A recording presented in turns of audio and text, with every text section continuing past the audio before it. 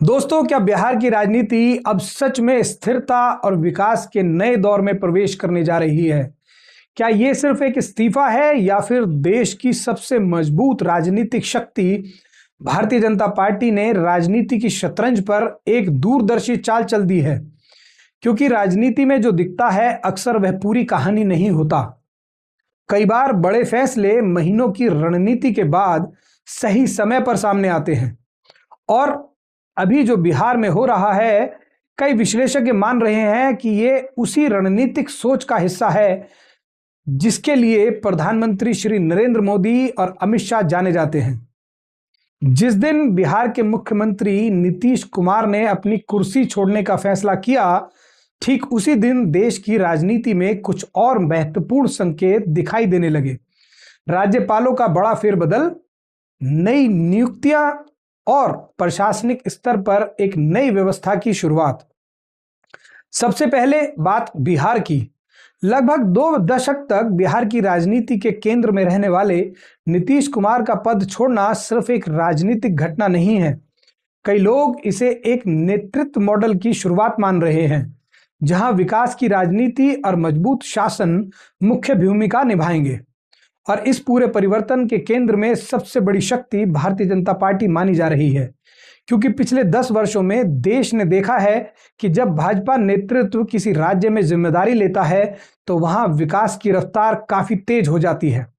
सड़क, rail, digital infrastructure और निवेश, बिहार भी अब उसी मॉडल की ओर तेजी से आगे बढ़ता दिखाई दे रहा है। लेकिन कहानी यहीं खत्म नहीं होती। बिहार की राजनीति में अब एक नया नाम भी चर्चा में आ रहा है और वह नाम है नीतीश कुमार के बेटे निशांत कुमार का।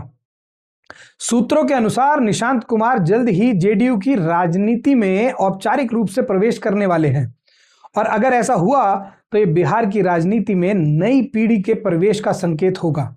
लेकिन बड़ा सवाल यह है, क्या आने वाले समय में बिहार की राजनीति का नेतृत्व भाजपा के हाथ में और मजबूत होने वाला है? क्योंकि राजनीतिक समीकरण तेजी से बदल रहे हैं। इसी बीच केंद्र ने देश भर में राज्यपालों का बड़ा फेरबदल किया है। बिहार में सेना के पूर्व लेफ्टिनेंट जनरल को राज्यपाल बनाया गया है और वहीं ऐसा महसूस हो रहा है कि ये फैसले भी एक स्पष्ट संकेत माने जा रहे हैं कि राष्ट्रीय सुरक्षा और प्रशासनिक अनुभव अब राज्यों में एक महत्वपूर्ण भूमिका निभाने वाला है। वहीं पश्चिम बंगाल में खुफिया विभाग के पूर्व अधिकारी RN रवि को भी नई जिम्मेदारी दी गई है। कई विश्लेषकों का मानना है कि ये नियुक्तियां सिर्फ प्रशासनिक बदलाव नहीं हैं, बल्कि एक मजबूत और निर्णायक शासन व्यवस्था की दिशा में केंद्र सरकार की एक रणनीति है। और यही वजह है कि देश के कई राज्यों में प्रशासनिक पुनर्गठन की प्रक्रिया तेजी से आगे बढ़ रही है।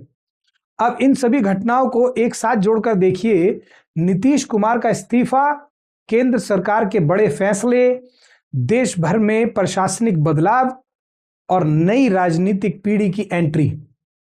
क्या ये सब सिर्फ एक संयोग है या फिर भारत की राजनीति प्रधानमंत्री के नेतृत्व में एक नए चरण में प्रवेश कर रही है, जहां स्थिरता, विकास और निर्णायक नेतृत्व सबसे बड़ी प्राथमिकता बन चुके हैं?